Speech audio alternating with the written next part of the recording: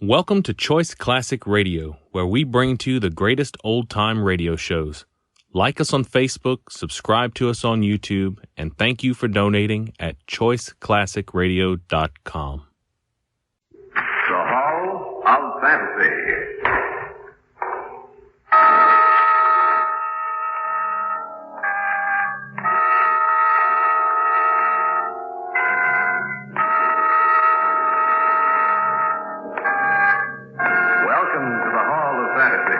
Welcome to the series of radio dramas dedicated to the supernatural, the unusual, and the unknown. Come with me, my friends.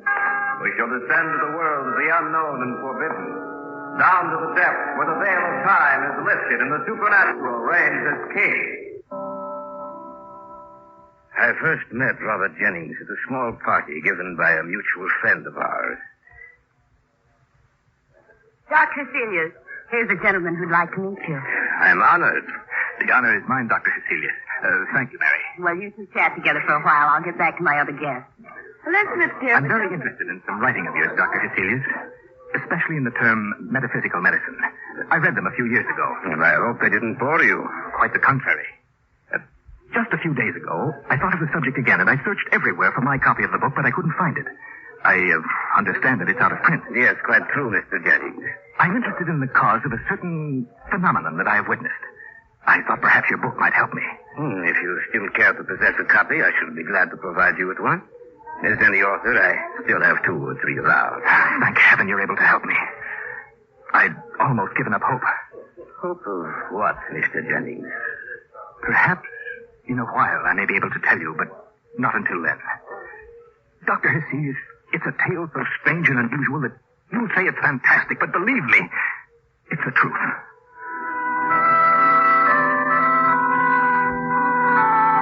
Party ended about 11. Everyone left except Mr. Jennings, our hostess Mary Crandall, and myself. I don't know what it was that made me stay later than I had intended. Perhaps it was the way that Mr. Jennings acted. At any rate, I had gone into the library to see if perhaps Mary might have a copy of my book. I heard a strange sound that I couldn't place.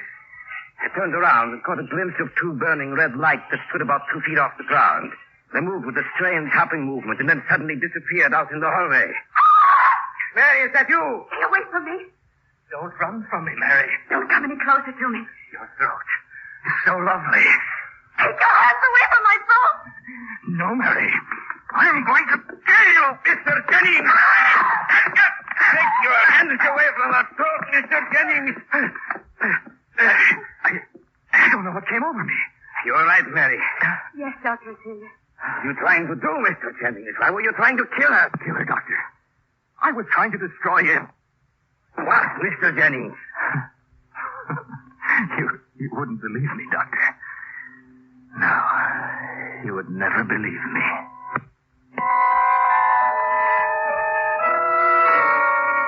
Mary and I watched him as he left the house. He slipped his card into my hand just before leaving me, and mechanically I put it into my pocket. I was convinced that Robert Jennings was suffering from some strange malady. Your Mr. Jennings is a dangerous man, Mary. Well, actually, he's a very good man. He tried to kill you this evening. You call that being good? No. The look on his face, it wasn't him. It seemed to be someone else. Mr. Jennings is not married, is he? No. He's been writing that as he was. But for 2 or 3 years, perhaps he has not gone on with his work. The book was upon some rather unusual subject, perhaps. Supernatural phenomena. Is that correct? Yes, he was writing a book. I don't know what the subject matter was, but suddenly he stopped writing. So one more fact now. His mother and his father, did you know them? Yes, both. His father died about 10 years ago. Our family knew them quite well. And either his mother or his father. I should think his father saw, how shall I say it, poltergeist, an apparition, a ghost. Isn't that correct? Yes. How did you know? Something he said concerning metaphysical medicine. It was his father. He was a strange man who used to bore my father about his dreams. One day he told my father a story about a ghost he'd seen and talked with.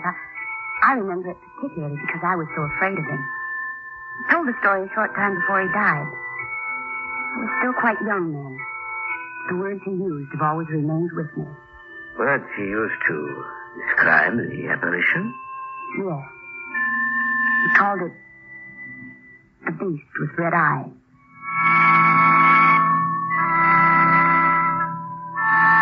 The following day, I went to call on Mr. Jennings, carrying with me the little book he had asked for. Yes? What can I do for you? I should like to see Mr. Jennings. I'm sorry, sir. He's engaged with another gentleman just now. I see. Will you tell him that Dr. Hesselius called? Oh, just a moment, sir. Mr. Jennings left word that if you called, you should be shown in. He wants very much to see you. If you just come with me. Thank you. If you'll just wait here in his study, sir, I'll let him know you're here.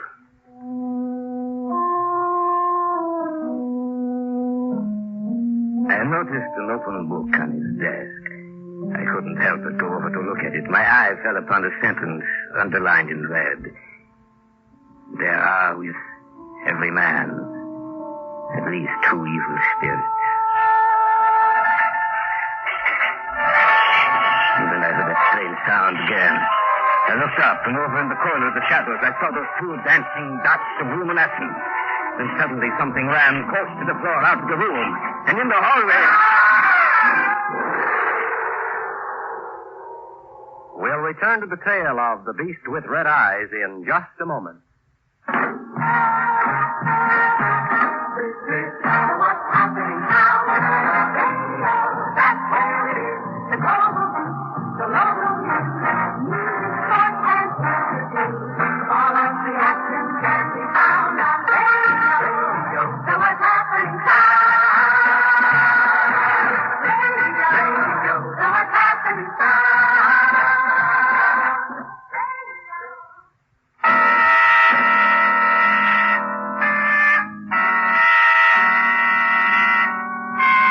Now to the Hall of Fantasy and the tale of the beast with red eyes. I had gone to Robert Jennings' house. The servant had shown me into the study. For a moment, I had imagined I'd seen something over in the corner of the room. Then it had run along the floor and out into the hallway. It was then that Jennings screamed. Mr. Jennings, what is the matter? What happened, sir? I saw it. I saw it again. What did you see, Mr. Jennings? You may go now, Stanley. Yes, sir. Come, Dr. Hesselius. We'll go back to the study. I asked you what it was you saw, Mr. Jennings. Don't worry, Dr. Hesselius. I'll tell you before very long. I brought my book. It's there on your desk. Thank you, Doctor. By any chance, did you read part of the book I left open on the desk? I happened to glance at it, yes. I see. And what did you think? I had no time to think, my dear sir. I thought I saw something in here. Saw something? What? I'm really not too sure. I looked over at the corner of the room, over there, and I saw two luminescent red spots. So the dark in here, you know, and I saw, or imagined I saw some little animal scurrying along the floor out to the hallway. And then you scream. And you have had your first glimpse of it. What, Mr. Jennings? The beast with red eyes. The beast with red eyes? Yes. Spawn of the devil. Are you the only one who's seen this apparition, Mr. Jennings? No. No, my father saw it too. How did your father die? I don't know, Doctor. I was downstairs when it happened. I heard him scream, and when I got upstairs, he was dead. I see. And his eyes. I shall never forget his eyes that night. They were like the eyes of the animal I see. Like a burning red fire. Tell me about it, Mr. Jennings. Tell me everything. Well, it's a rather long narrative, Doctor. Please be seated. Thank you. About 4 years ago, I began a book for which I had done research for many years. It was upon the supernatural phenomena inculcated into the beliefs of the ancients. Yes, wide and very interesting field. Yes, but not good for the mind. I wrote a great deal, seeming always to write better late at night. I was always thinking about the subject. I used to sit up very late, and it became a habit with me to sip my tea, green tea, every now and then as the work progressed. One day I met a man who had some rare old books, German editions in medieval Latin. I asked him if I might be allowed to read them. Why, certainly, Herr Jennings. You could have the full use of the Bible. But be careful of them, for there is the touch of death about them. One night I had stayed at his house very late. And when I went out into the street, I found that I could find no cab. So I took the omnibus, which used to drive past this house. Save for the driver, I was the only passenger. It was quite late and quite dark. I leaned back in my seat, thinking about what I had read. The interior of the omnibus was very shadowy. At the end, next to the horses, I seemed to see two small circular reflections of a reddish light. They were about 2 inches apart. I didn't know what they were. In another minute, it became rather frightening, for those two luminous points with a sudden jerk descended near the floor. And then they rose to the level of the seat on which I was sitting. And then suddenly, they disappeared. My curiosity was aroused, and I moved forward, keeping my eyes upon those two red lights which had now reappeared. The coachman, seeing that I was acting strangely, asked me, Anything wrong, sir? No, nothing at all. Get out of there! I began now to perceive something black. And I soon saw the outline of a small monkey, pushing its face forward in mimicry to meet mine. The red lights were its eyes, and I saw its teeth grinning at me. I poked my cane at it. I swear that I'm telling you the truth. My cane went up to it and through it. As I looked, it made a little skip back into a corner. I was afraid, terribly afraid. Are you sure there ain't nothing wrong, sir? Driver, I want to get off here. But this ain't where you... I don't care. I want to get off now. All right, sir. Oh, there. What be the matter, sir? Nothing. Just leave me alone. I got out, and the driver stared at me for a moment, and then... You look like you've seen a ghost, sir. Come on, get out there!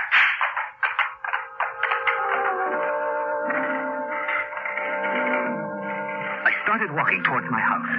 It was only 300 or 400 feet away. There's an old brick wall that runs just beside the path I took. I noticed nothing for the first few seconds. But then, I heard a sound that was strange to the night. I looked at the top of the stone wall, but seeing nothing, I continued on my way. It was then I heard it talking to me. Turning around, I saw the creature on top of the wall. I started to walk faster. The beast scampered along on top of the wall just abreast. I stopped, and the monkey stopped also. It sat there on the wall, just stared at me, making no sound now. I started walking again. And it sprang down and scampered along beside me. I could feel it when it touched my leg. I was terribly frightened. I began to run. I was afraid to look down. And just a short while I came to my house. I ran up the stairs, opened the door, went inside, and slammed it shut in back of me. Anything wrong, sir? You don't see a small black animal around, do you, Stanley? Certainly not, sir. Good. I must have lost him. There's been nothing around here, sir. I went into the study. This study. Sat in my favorite chair. For a few minutes I was alone. But when I finally lifted my glance, there in the corner of the room, I saw the beast with the red eyes. It was entirely visible. Not only its eyes, but all of it. As if it was surrounded by red embers. It advanced towards me. Grinning and shaking, its paws clenched. And at the same time there came the appearance of fire in the grate, and we never burn a fire in here. It came towards me, and its shattering built up into a scream, and I was sure that I was going mad. You are listening to the tale of The Beast with Red Eyes on this week's journey down the corridors of the Hall of Fantasy. We'll return to our story in just a moment.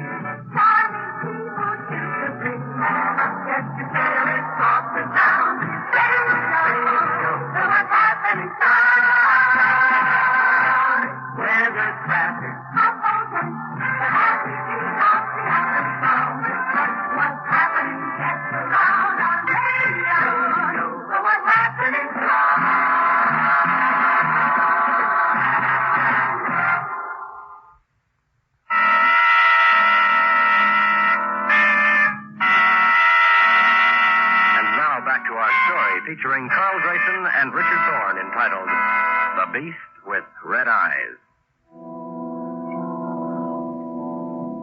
The tale that Robert Jennings told me sounded fantastic.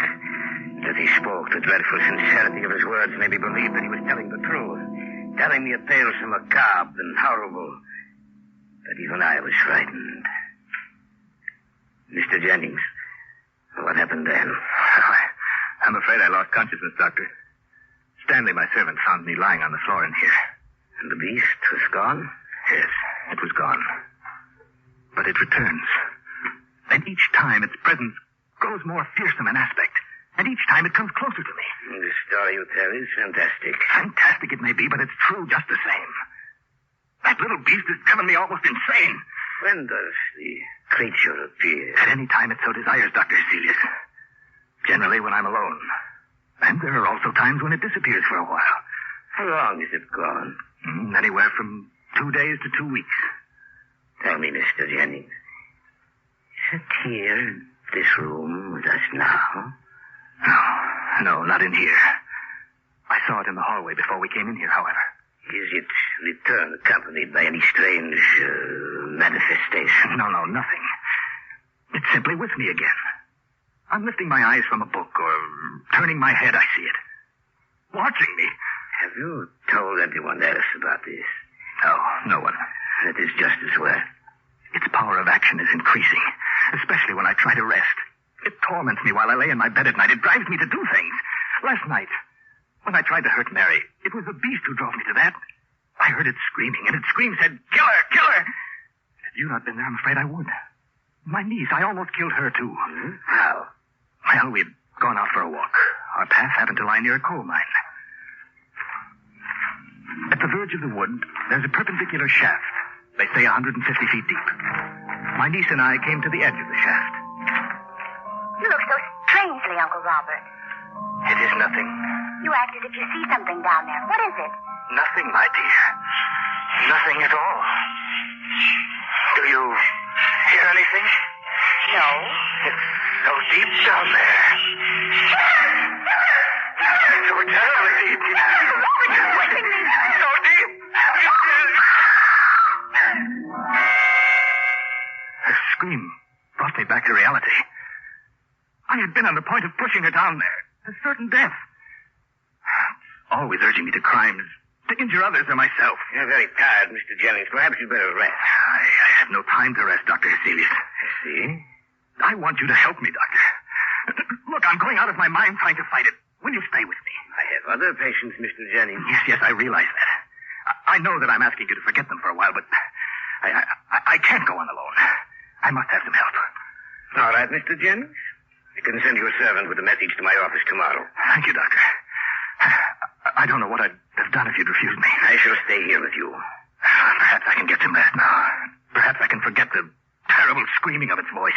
We have been talking so long, Mr. Jennings, that the middle of the night has overtaken us. It is not good when we are talking of such matters.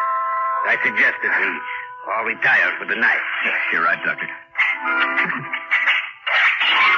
Look! Where? There! Over there! Don't see anything. I swear it's there just the same. At its sight, I feel something is going to happen. Don't worry, my friend. I shall be here in this house all night. Nothing will happen. It's too late, Doctor. Serious. I should have seen you long before this.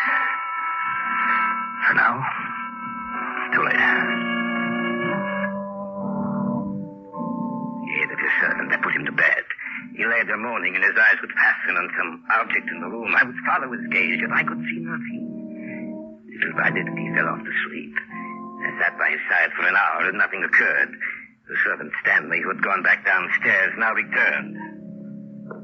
Doctor, would you come downstairs for a moment? What is the matter? I can't explain it, sir, but I saw something downstairs. Then, by all means, I shall go downstairs. What did you see? I can't be sure. It seemed like a small animal.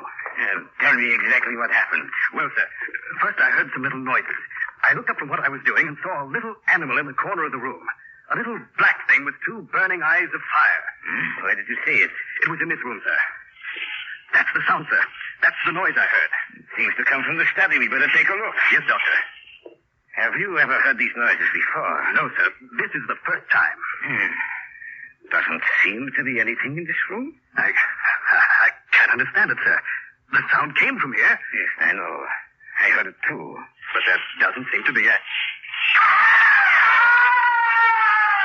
What's that? The fool I've been. This was just a trick to get us down here. It sounded like Mr. Jennings. It was. I should never have come down here. What made him scream? The beast with red eyes, of course. I'll never forgive myself for this. Mr. Jennings! You may not be able to answer him, Stanley. Why not? Here's his room. You'll know if we're too late in just a moment. He's still in bed, sir. Yes. But he's dead. What? That's right. His eyes, sir. Look at his eyes. Why, what do you see? His eyes. They're so red, sir. Like blazing coals of fire. They look just like the eyes of that animal I saw.